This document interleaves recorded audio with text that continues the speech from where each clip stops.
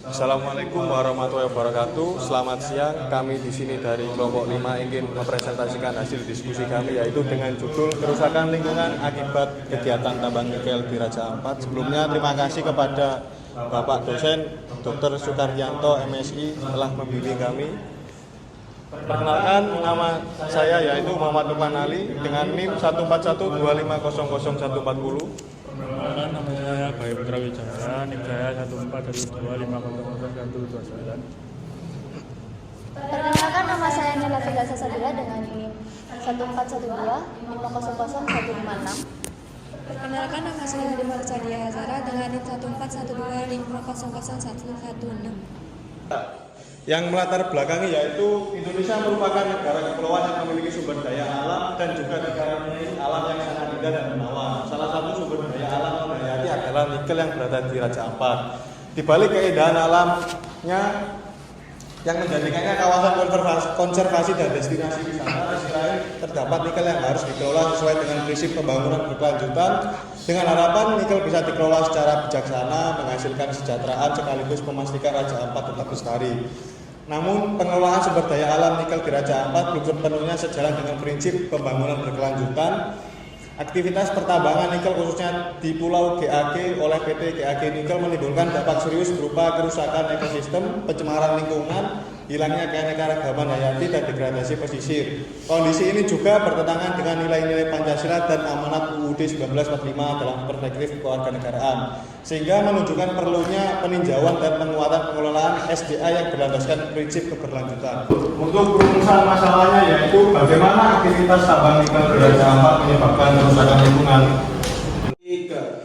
Untuk teorinya yaitu pembangunan berkelanjutan yang berwawasan lingkungan merupakan pembangunan yang tidak mengabaikan kelestarian lingkungan, menjaga keharmonisan lingkungan dan sumber daya agar pembangunan berkelanjutan bagi generasi masa kini dan nanti dapat ditopang oleh keberadaan lingkungan dan sumber daya yang lestari. Untuk teori yang kedua yaitu ekonomi hijau, yaitu konsep ekonomi yang memiliki tujuan untuk meningkatkan kesejahteraan dan kesetaraan sosial masyarakat yang disertai dengan mengurangi resiko kerusakan lingkungan. Yang terakhir yaitu ekonomi biru, konsep ekonomi yang menekankan pada penggunaan sumber daya laut secara berkelanjutan untuk pertumbuhan ekonomi, peningkatan penghidupan dan lapangan kerja sembari menjaga kesehatan ekosistem laut.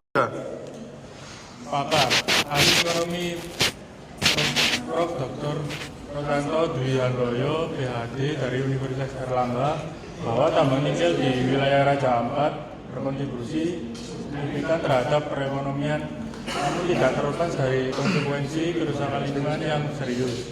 Jika tanpa tata kelola lingkungan yang baik, berpotensi merusak ekosistem darat dan laut dan reputasi negara. Ahli konservasi laut IPB Dr. Meutia Samira Ismet, ancaman paling serius dari pertambangan nikel di Raja Ampat adalah keruntuhan rantai makanan bagi spesies kunci seperti paus, sperma, kimia raksasa, dan pari-pari manta. Hal ini disebabkan oleh limbah logam berat yang mengganggu mikroalga dan plankton sebagai sumber nutrisi utama. Identitas instrumental, fokus dari wujud hukum perlindungan Raja Ampat yang dijamin oleh dasar negara, yaitu UUD 1945 pasal 1 ayat 3 ayat 2. Nomor 2 adalah UUD 1945 pasal 1 ayat 3. Yang ketiga adalah UUD 1945 pasal 18B ayat 2. Yang keempat UUD 1945 pasal 28H ayat 1. Yang kelima UUD 1945 pasal 33 ayat 3. Yang keenam adalah UUD 1945 pasal 33 ayat 4. Undang-undang yang terkait yaitu Undang-Undang Nomor 32 Tahun 2009, Nomor 1 Tahun 2014, Nomor 4 Tahun 2009, Nomor 19 Tahun 2004, lalu Nomor 32 Tahun 2024, lalu Pasal 74 Undang-Undang Nomor 40 Tahun 2007. Relevansi nilai positif Pancasila, potensi peningkatan pertumbuhan ekonomi yang diharapkan dapat mewujudkan keadilan sosial melalui pemerataan pembangunan. Hal ini diperkuat oleh pendapat pakar ekonomi Fakultas Ekonomi dan Bisnis Universitas Airlangga, Profesor Dr. Rosanto Dwi Handoyo, PhD. Menurut pandangannya, tambang ini berkontribusi signifikan terhadap perekonomian, Beliau menilai bahwa keberadaan tambang nikel di wilayah tersebut memiliki peran penting dalam rantai pasok global, khususnya industri strategis seperti baterai kendaraan listrik dan baja tahan karat. Namun fakta di lapangan justru menunjukkan sebaliknya, yaitu kontradiksi terhadap nilai-nilai Pancasila. Sila pertama, kerusakan ekosistem di kawasan Raja Ampat melambangkan sikap kurangnya tanggung jawab moral dan etika dalam mengelola karunia alam yang diciptakan oleh Tuhan. Sila kedua, melanggar hak asasi manusia, pelanggaran terhadap hak dasar masyarakat lokal dan adat, terutama hak atas lingkungan hidup yang sehat, mata pencarian dan kesehatan. Kegiatan yang tidak beradab karena pengorbanan kesejahteraan manusia dan lingkungan demi keberuntungan ekonomi segelintir pihak. Sila ketiga, menimbulkan konflik dan perpecahan di masyarakat serta merusak warisan alam yang seharusnya dijaga bersama sebagai aset nasional dan pemersatu bangsa yang justru berpotensi menimbulkan kerugian jangka panjang bagi seluruh rakyat Indonesia. Sila keempat, proses pengambilan keputusan yang dinilai tidak transparan, tidak melibatkan secara penuh masyarakat adat dan lokal yang terdampak, serta adanya potensi lemahnya penegakan hukum dan pengawasan. Hal ini menunjukkan ketidakbijaksanaan dalam menentukan kebijakan pembangunan dan kurangnya musyawarah. Sila kelima, aktivitas tambang nikel menciptakan ketidakadilan dalam distribusi manfaat dan dampak. Manfaat ekonomi cenderung dinikmati oleh perusahaan dan segelintir pihak, sementara dampak negatif kerusakan lingkungan, hilang mata pencarian, gangguan kesehatan ditanggung oleh masyarakat lokal. Hal ini bertentangan dengan prinsip pembangunan berkelanjutan yang harus menjamin keadilan antara generasi.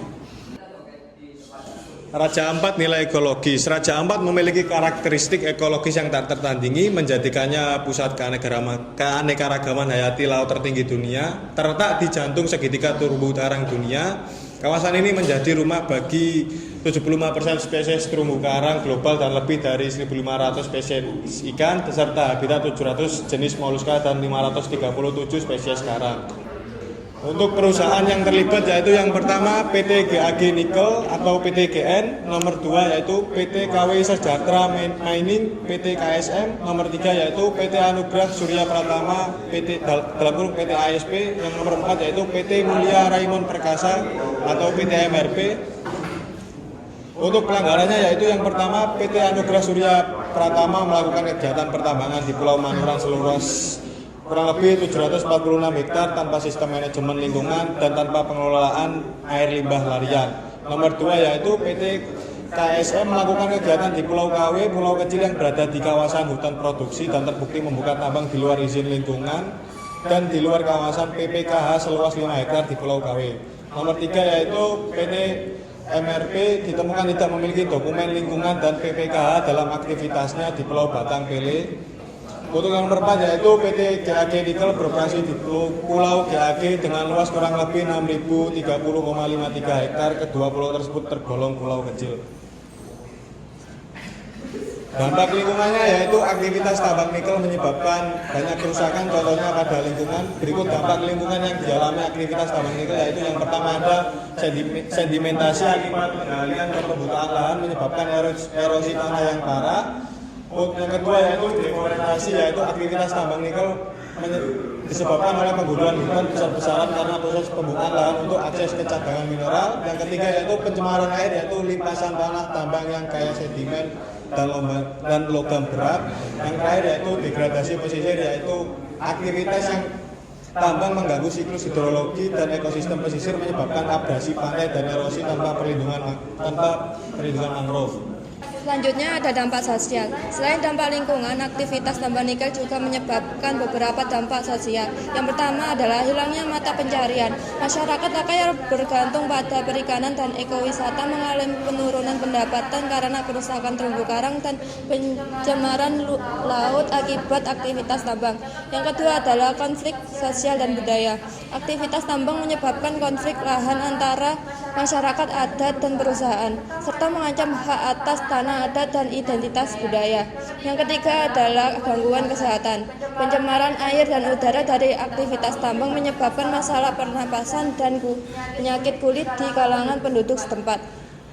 Dan yang terakhir adalah kehilangan identitas budaya karena pembukaan lahan tambang menyebabkan relokasi paksa hilangnya ruang hidup, serta perubahan struktur sosial yang mendasar. Respon pemerintah. Yang pertama adalah penghentian sementara operasi tambang. Pemerintahan melalui Menteri ESDM menghentikan sementara tambang nikel PT GAG Nikel di Raja Ampat untuk mengecek kondisi lapangan dan meninjau kembali izin operasionalnya. Yang kedua, pencabutan dan pengawasan izin tambang. Selanjutnya, yang tiga, koordinasi lintas kementerian. Yang keempat, dialog dengan masyarakat adat. Dan yang kelima, penegak hukum dan regulasi. Yang terakhir adalah kesimpulan. Penambangan nikel di Ranca 4 berdampak serius pada lingkungan seperti deforestasi, pencemaran, dan kerusakan terumbu karang yang mengancam keanekaragaman hayati dan kawasan konservasi. Dampaknya juga merugikan masyarakat seperti hilangnya mata pencaharian dan hak atas lingkungan sehat. Kegiatan ini bertentangan dengan nilai Pancasila dan Undang-Undang Dasar 1945 serta diperparah oleh lemahnya pengawasan dan penegak hukum. Oleh karena itu, perlu peninjauan kebijakan untuk dan pengelolaan sumber daya alam yang berkelanjutan agar Raja Ampat dapat tetap lestari untuk generasi sekarang dan mendatang.